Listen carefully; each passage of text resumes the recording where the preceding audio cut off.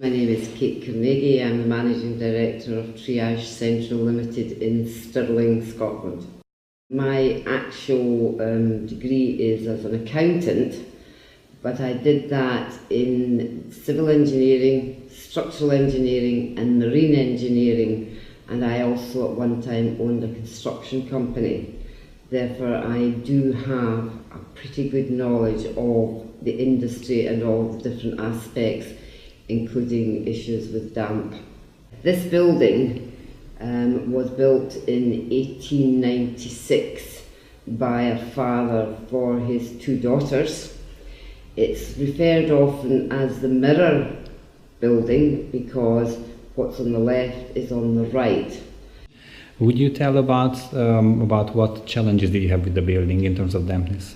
Yes, when I took over the building about just over 2 years ago now, I was faced with a very dilapidated building which was full of damp. You could smell it, you didn't need to see it, you could touch walls, they were very wet, and I had a lot of concern about how I was going to address some of these quite significant problems regarding the damp, because what I didn't want to do was put a lot of effort into the construction works and then find that I hadn't addressed the damp, which would just then permeate back through anything I was doing. So I had to start off with looking at how I was going to address my damp problems. How did you hear about the Aquapol system? I called out Aquapol to look at some damp in another building I had, and it was a speculative call, therefore this was not Aquapol approaching me, it was actually me approaching Aquapol to come and look. They told me quite clearly I didn't have a damp problem in my building and gave me reasons why the work I had been doing was creating some of my issues. I then asked them to look at this main building, which is a 4-level house. And at that point, it was very evident, before he even put his machines on to measure damp, that I had problems.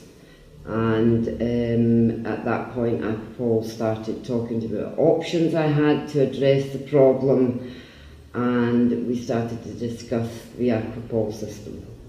Thank you very much. What were your initial thoughts when you heard about it? I thought it was maybe something from sci-fi initially. It was something that I didn't really fully understand. I understood the conventional damp course treatments, but this was something I didn't really fully understand. So I started to research myself. I gave all the details to my architects and my engineers. They couldn't argue with me in terms of the concept appeared to work. I could understand after my research how it was working, but it was difficult to believe that something that I couldn't physically see something happening, i.e. for instance, I could see water coming out from some place, a bit like a tumble dryer, it takes the water out and you can actually see the water going away. I couldn't see anything like that. However, having looked at the Aquapol system, having confirmed as far as I could that this had merit and that the cost was significantly less than if I went down the damp course, where I would be having holes drilled all around my building, chemicals pumped in, not good for the stonework, I decided that I was going to try the Aquapol system. Thank you. What were the changes and when did you start noticing some of the changes you could describe? I started to notice the changes really quite quickly. I mean, we were talking weeks. And don't forget, I wasn't examining the place every day. But down in the lower ground floor, where obviously I had significant damp problems, I could actually we could measure where you could see the water dropping out of the stone. It was clear, it wasn't even hard to see, you didn't need to have anything special. Walked in, we knew where the line of damp was stopping, and we could see it starting to dry out and we could feel it. We had another area in another room which was very damp, and talking about soaking wet, you putting your hands on the brick, soaking wet. Unfortunately, my contractors decided that they would treat it, but fortunately I found that out before they sealed it up, and I made them take all that treatment back to the wet brick. And I kept it open for probably no more than about 2 weeks. And even in 2 weeks, it was clear to see the stone was drying out. And yeah, I saw it quite quickly, and so over a matter of no more than 2 months, I could see significant improvement. The biggest measure of improvement to me was a non-technical measure. It was an environmental measure, which my building was plagued with thousands upon thousands upon thousands of slaters that all lived in the stone, and they ran around and had a field day in the building, and you'd come in and you were literally sweeping them up the next morning, and then bit by bit they were disappearing, you weren't finding them, and now, probably 7 months after, in fact longer, since about June last year, yeah, about 9 months, I haven't seen a slater in the building. And I can assure you that if there was any slaters, I would be told, because the staff aren't fond of them. But that was a very good environmental measure. And then I could start to see the salt deposits on the walls and things like that. So I knew. We had measurements done, we had areas where we weren't getting a result, and when we did further examination, it was an external factor that was creating it, like water penetration from a pipe or the drains, or in fact one of them was from the stairs down into the lower ground, the external stairs down into the lower ground floor, and they were all open, they hadn't been properly sealed, they'd been sealed with concrete, and everything was getting in, so we had that all taken out, repointed with lime putty mortar, and we have never had any further instances of damp down there, and the readings are coming down on each measure that we've got. Excellent. What was the architect saying, or what was the architect's viewpoint? The architect was very positive about it. I'm not sure he was, in fact I know he wasn't familiar with the system, but he's been positive enough that I know that he's promoting it, where he's got other buildings that have potentially got damp issues, and in Scotland that's a lot of buildings. So yeah, he was very positive, and of course the results from my building have made him more positive, because he's got a point of reference to say, well, it was put in and it has worked, and we haven't got any damp problems. Aquapol told me it would probably be a minimum of 3 years before the building dried out fully. I would say we're 80% there, and the other 20% is our own cause. It's again external factors, where somebody prior to me taking on the building had concreted over great areas in the lower ground floor. We are going to remove all that concrete from the stone wall, and I suspect we'll do that this summer. It's a big job. Though it's not a big area, it's actually quite a difficult job, because you've got to watch you don't damage the stone behind, and we'll have it all repointed, and that should be the last of the major external factors. You'll always have external factors like the car park flooding and rushing down into our building, but in terms of the building itself, no, perfectly sound. And we had a very bad patch of dry rot and rising damp up on our first floor, and it's completely gone. Excellent. Completely gone. Thank you. What about the fact if someone would say that, oh, the building dried out because you just moved in and just dried out by other factors?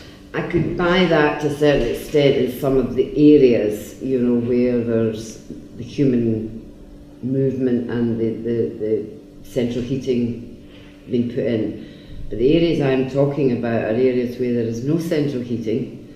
There are cavities where they're just the exposed brick, or stone, it's not brick, the exposed stone, because they're left as rabbit runs for the IT department and things like that, they're all dry.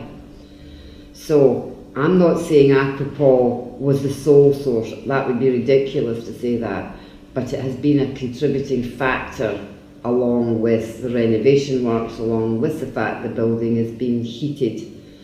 I had structural engineers in the building last week because I was concerned about some cracks up on my top floor, and he told me I had nothing to worry about. The cracks were an effect of sediment in the roof space and the building drying out. To leave them for 6 months, sort them, and they'll be fine. So no, it wasn't solely Aquapol, but I do seriously believe Aquapol has contributed to the work we're doing then having a meaningful benefit ongoing. Whereas I know a lot of cases the traditional builders were trying to cover up, whereas I was trying to resolve. And my way, and if you talk of people like Historic Scotland, they believe that a building will dry out if you leave the stone exposed, and people that the Aquapol system would be very good for that as well. And it would speed the whole process up. I obviously don't have the luxury of exposing great areas of stone, but in the lower ground I have left that great areas of exposed stone, and it's all dry, and I know because I go in and I feel it and I touch it, and I can actually see it. You see all the marks of where the water has dropped. Does Aquapol show me that it's working? No, it doesn't, which distresses me no end, because I was brought up in a world which says I should see a light flashing or I should see something. It doesn't, it just sits there and quietly gets on and does its job, and it's completely enclosed and nobody even knows it's there. And I have 2 extensive wings, so it was having to expand a fair distance across my building from the main centre of the building. What is the square meterage footage of the building? It's about 8,700 square feet, this building. Okay. How did you find to work with the Aquapol team? Oh, excellent. Working with the Aquapol team was a pleasure. I can only say they weren't pushy, they weren't trying to convince me, they were giving me the information and allowing me to make my informed decision. They did show me a castle, a really ancient castle, I think it was back to the 1400s, and I went and viewed that, and I could see clear evidence where the Aquapol system seemed to be impacting. The couple that owned the castle were scientists. Now they believed in it then. My naivety, along with their conviction, I decided that this was worth going for. And the Aquapol team were first class. They came out, they did the readings, they gave me the reports. They've not tried to say they've got the perfect answer, but they have allowed me to make my own judgment, and that's what I'll do. And so far I have no reason to doubt anything, because I have a nice dry building. Thank you. Would you recommend the Aquapol system? Oh yes, I would definitely recommend the Aquapol system. I think that in terms of the cost of the Aquapol system versus the work I did in this building and the capital cost of the building, it's negligible in real terms, and a fraction of what it would have cost me to have brought in the traditional damp course experts who would have actually only damaged my building. There was some damp course work done in this building, I could see the evidence of it, which was not making a blind bit of difference to the damp in my building. And I probably wouldn't even have got permission from Historic Scotland to do it, because obviously this is a listed building and they're very protective about what happens and what we do to it. So I had to deal with this building sensitively as well as making it functional. And I do believe that I've achieved that, and Aquapol has aided in that objective.